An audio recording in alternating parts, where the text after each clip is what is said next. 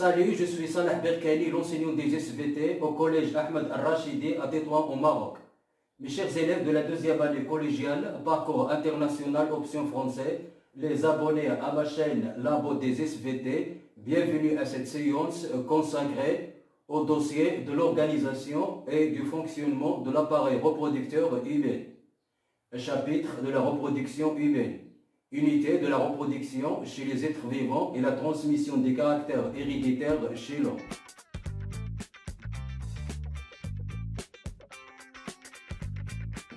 Mes chers élèves, en tant que garçons ou filles que vous êtes, vous constatez sans doute les modifications corporelles et comportementales que le corps des adolescents subit pendant la puberté.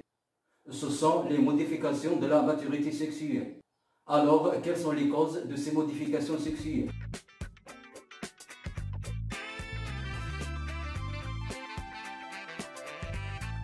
Mes chers élèves, en observant le document suivant, on constate que les principales modifications corporelles de la maturité sexuelle sont: chez les garçons, le développement des testicules et du pénis, l'apparition de la pilosité pubienne, l'accélération de la croissance, le début de l'éjaculation du sperme. Chez les filles, le développement du bourgeon mammaire, l'apparition de la pilosité pubienne, l'accélération de la croissance, l'apparition des menstruations ou des règles. En ce qui concerne les modifications comportementales, elles sont les mêmes chez les deux sexes, et ce sont la tendance à l'indépendance, l'imposition de la personnalité, l'assimilation des notions abstraites et l'épanouissement sexuel. Mes chers élèves, ces modifications sont appelées aussi des caractères sexuels secondaires. Elles sont la conséquence du fonctionnement de l'appareil reproducteur chez les deux sexes.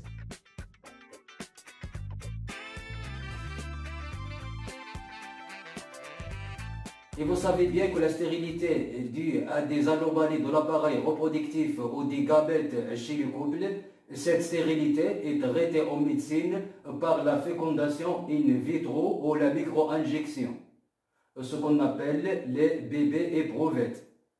Alors, quels sont les organes de l'appareil reproductif chez l'homme et chez la femme? Pour répondre à ces questions, on va réaliser les activités suivantes. En observant cette maquette, on découvre que les organes de l'appareil reproducteur mâle sont deux testicules, dont on va découvrir le rôle dans une activité suivante, deux sperméductes qui conduisent le sperme, deux vésicules séminifères qui sécrètent des substances nutritives et protectrices pour les spermatozoïdes, la prostate et les glandes du Cooper qui sécrètent le liquide spermatique, l'urètre qui conduit le sperme lors de l'éjaculation, le pénis qui est l'organe de l'accouplement mâle, alors que l'appareil reproducteur femelle est constitué par deux ovaires dont on va découvrir le rôle dans l'activité suivante, deux oviductes qui conduisent les gamètes, l'utérus, le lieu de développement du fœtus, le vagin et la vulve, ce sont les voies d'accouplement.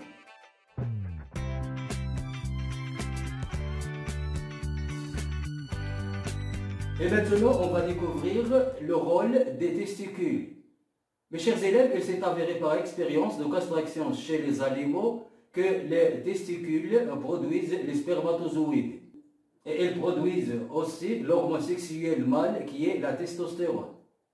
Cette hormone développe les caractères sexuels secondaires mâles. Alors maintenant, on va découvrir la structure microscopique des testicules. En réalisant une coupe transversale dans une testicule, on constate que la testicule est constituée par des tubes séminifères. Ces tubes séminifères contiennent des cellules spermatiques. Ces cellules spermatiques se multiplient et se différencient en spermatozoïdes durant toute la vie de l'homme. C'est la spermatogénèse. Entre les tubes séminifères, il y a des cellules interstitielles et des capillaires sanguins. En effet, les cellules interstitielles sécrètent la testostérone. Cette hormone est déversée dans les capillaires sanguins et distribuée dans le corps. pour développer les caractères sexuels secondaires chez l'homme.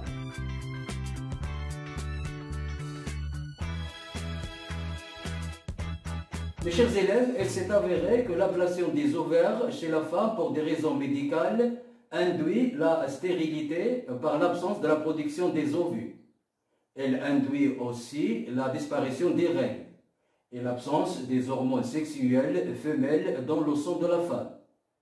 En effet, l'ovaire sécrète les hormones sexuelles femelles qui agissent sur le développement des caractères sexuels secondaires femelles. Et maintenant, mes chers élèves, on va découvrir le fonctionnement et la structure des ovaires en observant l'animation suivante.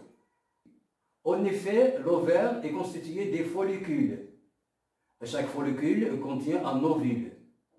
À partir de la puberté et de façon périodique et cyclique, un follicule jeune augmente de taille et devient mûr. Puis il saillit à la surface de l'ovaire et s'éclate pour libérer l'ovule. C'est l'ovulation. Mes chers élèves, vu que le nombre des follicules est limité, vers l'âge de 47 ans environ chez la femme, les follicules sont épuisés et le fonctionnement des ovaires s'achève. C'est la ménopause. Donc, comme récapitulation, mes chers élèves, le rôle des ovaires est la production des ovules et la production des hormones ovariennes de façon cyclique. Ce cycle est nommé cycle ovarien ou cycle mensuel.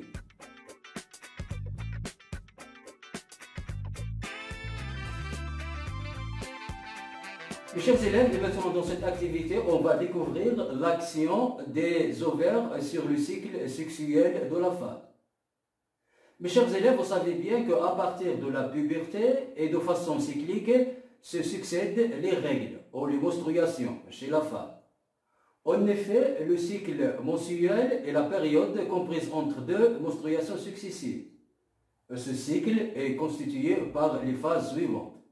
La phase des règles, caractérisée par l'écoulement du sang par la vulve. Il dure au moyen 6 jours.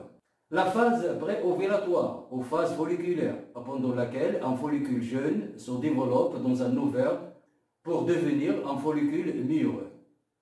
Cette phase dure environ 14 jours. La phase de l'ovulation, elle se déroule vers le 14e jour du cycle mensuel. Ce jour-là, le follicule mûr libère l'ovule hors de l'ovaire. La phase post-ovulatoire ou la phase lutéique, pendant laquelle le reste du follicule se transforme en corps jaune dans l'ovaire. Le corps jaune dégénère et disparaît progressivement. Cette phase dure environ 14 jours. Mes chers élèves, comme récapitulation, le cycle mensuel comporte les phases suivantes. La phase de menstruation, la phase folliculaire, l'ovulation et la phase lutéique.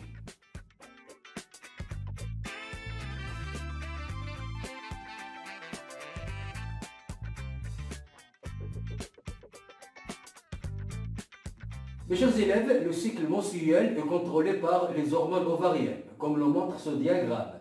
En effet, durant la phase folliculaire, le follicule sécrète l'oestrogène. Cette hormone agit sur la muqueuse utérine. Elle favorise l'épaississement et la vascularisation de la muqueuse utérine. Durant la phase lutéique ou la phase post-ovulatoire, le corps jaune sécrète la progestérone qui favorise la formation des invaginations et des glandes tubulaires dans la muqueuse utérine. Mes chers élèves, ces préparations dans la muqueuse utérine pour accueillir le fœtus en cas de la fécondation de l'ovule.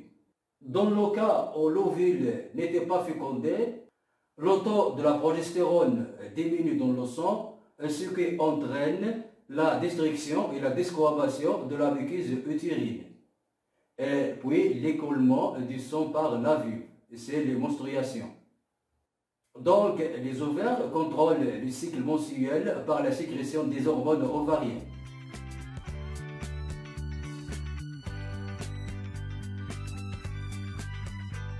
Mes chers élèves, on est arrivé à la fin de cette séance.